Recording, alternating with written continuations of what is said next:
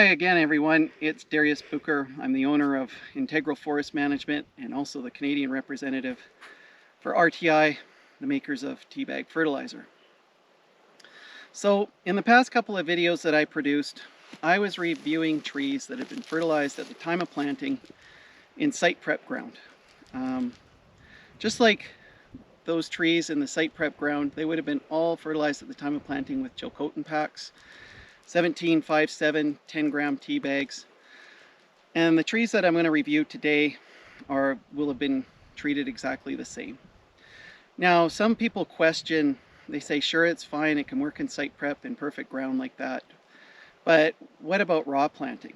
What about just planting as is amongst the slash and things like that? Can fertilizing at the time of planting work on dry sites there as well?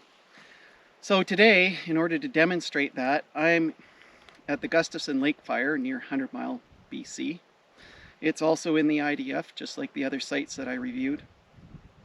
And the Gustafsen Lake Fire was known for the fact that it was probably the first major fire of 2017, which had a lot of major fires. It was the first one that threatened a community. It's not very far away from 100 Mile House. So it's a well-known fire. So we're not very far away from town. But this site would have been burned hot in the spring or in the summer of 2017. And then they were finally able to get in and to replant it in the spring of 2020. In this particular area, no site prep was done, but once again, the trees were fertilized with the Chilcotin pak 1757. And the objective of that, of course, is these are challenging sites, and the forester did not want to have to come back and replant. They wanted to make sure that the trees not only established, but they established well. So just thought we'd come out and take a look, and then you can have an idea about what it's like to fertilize at the time of planting if you're raw planting as well.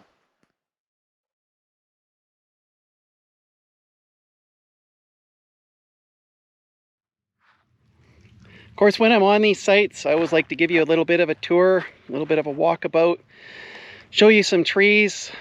I want to show you what the potential can be. I want you to have a firm understanding of what the expectations are and what you can achieve when trees are fertilized at the time of planting. And not only that, but also positioned well so that they can respond to the fertilizer and that they are able to take it up. So here's a few of the trees, and I'm going to focus by starting with Douglas-fir.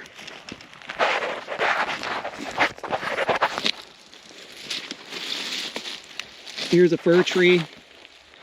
I would say, I'm going to get my shadow out of here, that would be about a 60 or 70 centimeter tree. But what I really love about this tree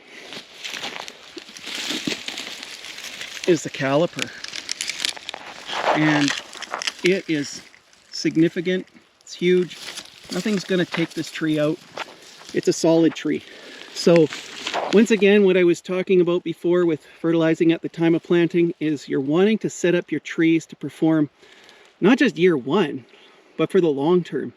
And this tree is on its way. It went through the heat dome of 2021 as well. It was also exposed to temperatures in the high 30s, low 40s, went through the drought, and it looks just great. So there's nothing that's going to take it out. It's on its way to becoming a crop tree.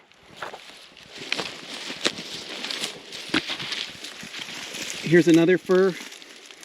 Now, the other thing that I want to point out that I really loved about the way that this site was implemented was the fact that the forester told the planters focus on obstacles. Anything that can offer a bit of protection from the sun, anything that can try and keep the soil moisture around the tree, that's where you want to position it. She was not worried about spacing and hitting every site as much as she was about targeting the obstacles. And that's the way to go. There's no sense in planting trees in a spot where they're not going to be able to perform. So it was really, really well done, and the results show it.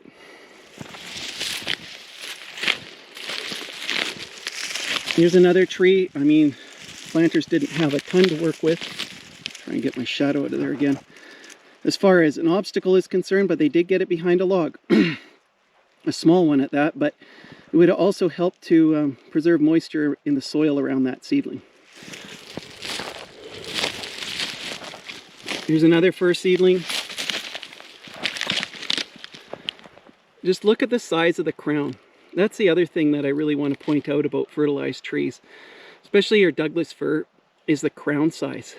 You will get a much bigger foliar biomass by fertilizing at the time of planting than not. And that biomass, once again, is producing sugars that are used for respiration and producing and helping your roots grow. So this tree is well established and it's just doing great as well. And once again, look at the target microsite right beside a stump.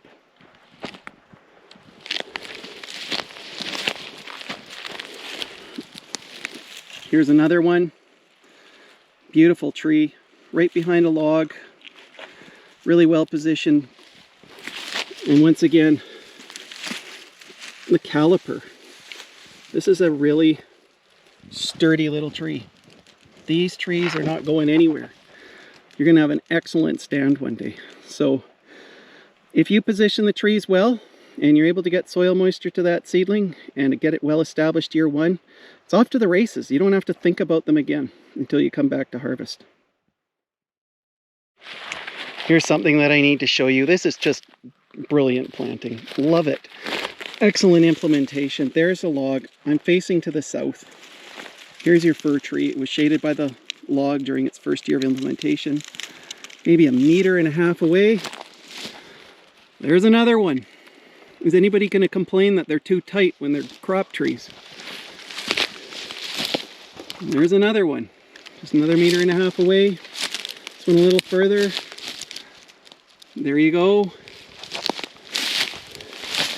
And there's another one just a little ways away, using that log once again. And look at, even the pine benefited from it.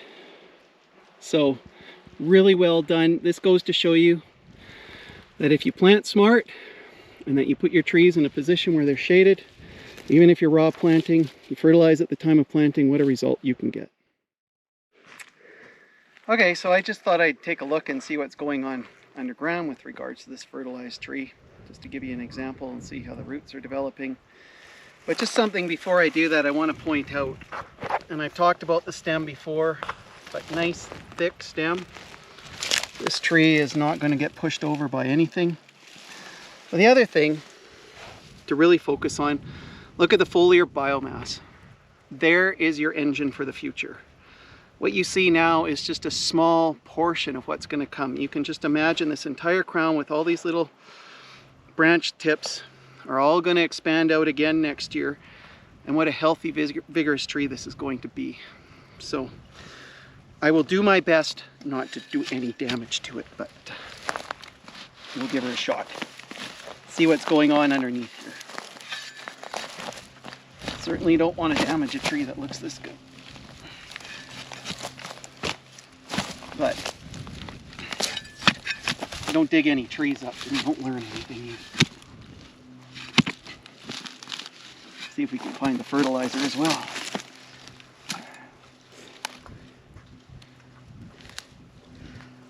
So, just taking a look to see if I can find the Teabag still. If here it is, year 2. And you know, just something to point out, year 2 is really when you want to come out and take a look again. You know, if you were to go and compare treated versus untreated trees year 1, they may look fairly similar, other than the fact that their color may be a bit different. But go back and take a look year 2, and that really goes to show you the difference the fertilizer is making, because first year, seedlings are basically taking up the fertilizer, so you will see a little bit of difference, mostly in color, maybe a bit in caliper. But it's year 2 and beyond where the benefits really start to kick in.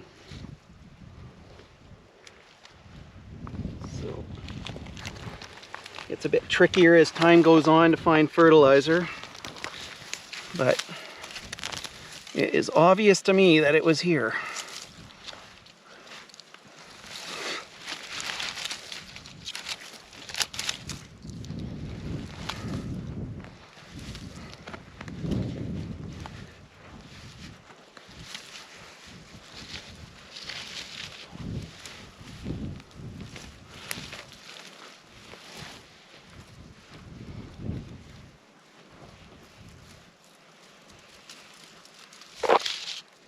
There's the fertilizer right here.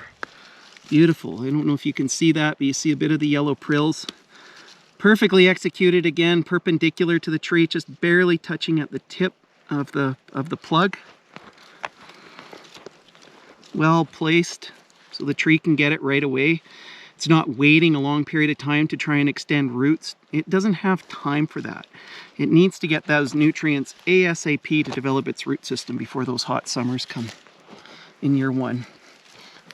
But here I am, gently trying to get this tree out of the ground. Oh, you know, that's a good sign when you have to dig and dig and dig and you can't get the roots out. But I don't know, I hope that gives you a bit of an example of the root system of one of these guys.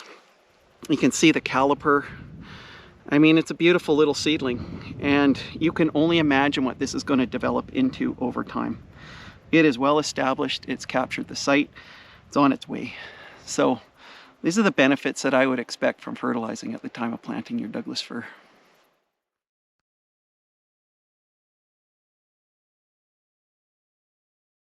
Okay, now we're going to talk about, I mean, I've only shown you trees, of course, that have been fertilized at the time of planting because I definitely would like to show you the potential. I want you to see what a fertilized tree can do, how healthy and strong and vigorous they can be. And I know you're wondering, well, that's great, but what about controls? What about trees that have not been fertilized at the time of planting? Well, I can tell you one thing, that if you were to leave a treatment and control in an area, that trees that have not been fertilized at the time of planting, or have been, but the fertilizer has not been placed properly, or the tree was put in a very bad microsite, they're pretty easy to spot. They're not hard to tell apart. So I'm going to show you some trees that were not fertilized at the time of planting. And I'll let you determine which trees you think are going to make the best, healthiest stand in the long term. So here we are.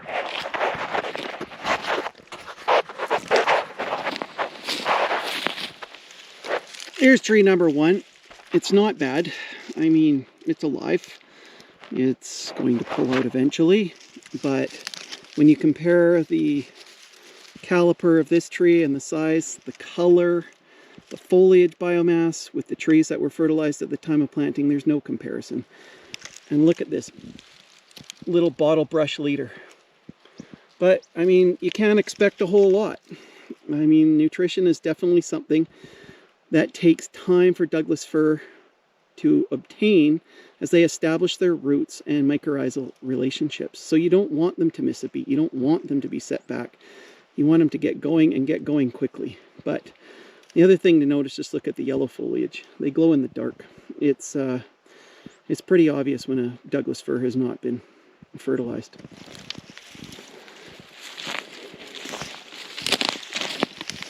Here's another one. I think it grew maybe a centimeter. Yeah, nothing too huge. So, but it's here. It is alive, I'll give you that. But something to note about this site that I'm on in the aspect is it faces to the north, whereas the one that I was showing you before faces to the south. So the fertilized trees that I was showing you would have been under much greater moisture stress than these guys, and still they don't even look half as good. Here's another one. Same glow-in-the-dark kind of a color. This one has a little bit better color. But you know, even though they grew great year one, there was lots of moisture last year. You would have the fertilizer maybe in the plug from the nursery. You can see they did not establish and were able to obtain enough nutrients from the site in itself, which is why you want to give them a boost at the time of planting. There's another one. It's pretty consistent message though.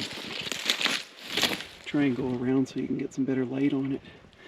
But yes, fertilizing at the time of planting makes a huge difference, especially for Douglas fir. So here's a few more Douglas fir that were not fertilized at the time of planting. You can see yellow needles, very short leaders.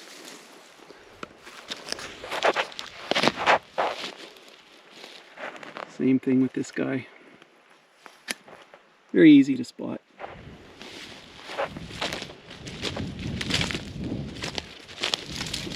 There's another one. It's behind a log, more burned, not so much grass competition as the others, but still the same effect. This little guy.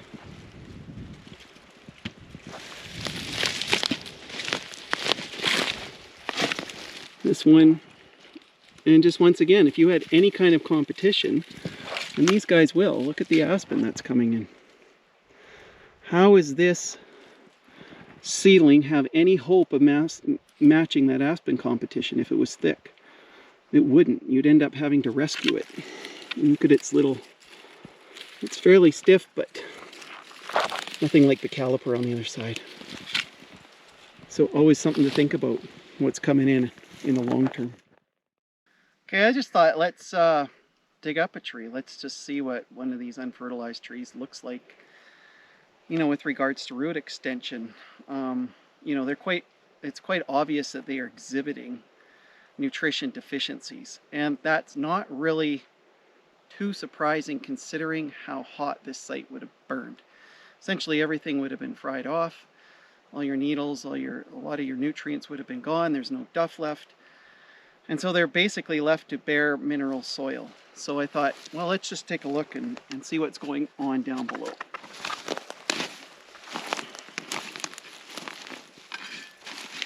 Here's some ripping.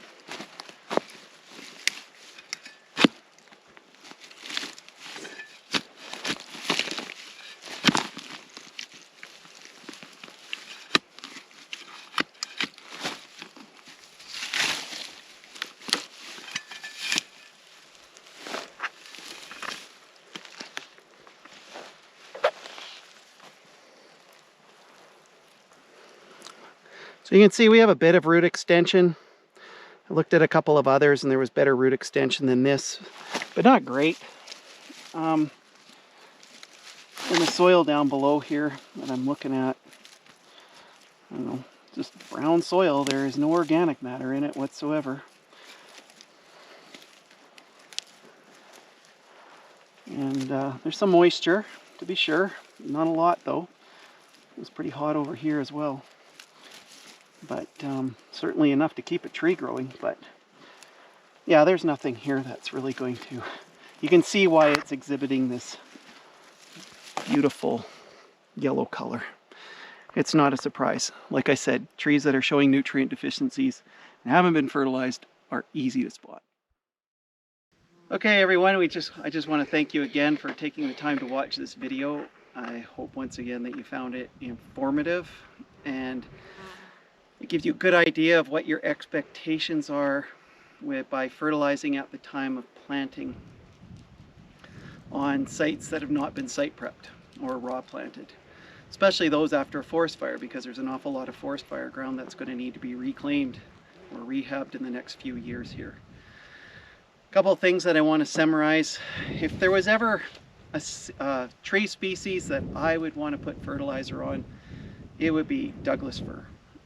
Douglas-fir has traditionally been a tree species that takes time to get itself established, at least 3 or 4 years in most cases, especially in drier sites like this IDF site. You could see from the trees that weren't fertilized at the time of planting, they had these yellowish foliage, they had bottle brush leaders. I mean, there was even those that were planted into burn areas where the nutrition would have been better and there was some more organic material, but still it was the same typical 2 to 3 centimeter leader.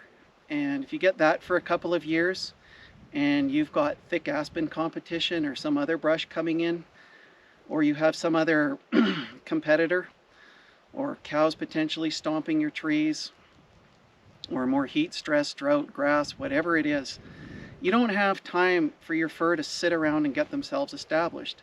The competition is not waiting. It is willing, it is there to take everything off of that site before your trees do. It doesn't care about your trees. So giving them a little bit extra to make sure that they don't just pull through but are healthy and vigorous for the long term, it's worth it in my mind. I mean, you're looking at costs of say $300 to $400 to fertilize at the time of planting with RTI Teabag fertilizer, these Chilcotin packs, and that includes the implementation. Or you can be looking at a fill plant and you can only imagine what that would cost. On these hot, dry sites, you're probably going to be looking, because the brush is well established, you're going to have to spend your money on site prep, plus replanting the tree, plus you might need to brush it out in the future. I mean, what's brushing costs? Some places I'm hearing they're upwards of $2,000 a hectare. So you can't afford that. Putting a little bit of money up front to make sure that your tree's established and established well is worth it. The other thing that I just wanted to mention is that even though the lodgepole pine didn't seem to take great advantage of the fertilizer, I would say that's more of a function of the hot, dry summer that we had, more of a function of the heat dome that came in June.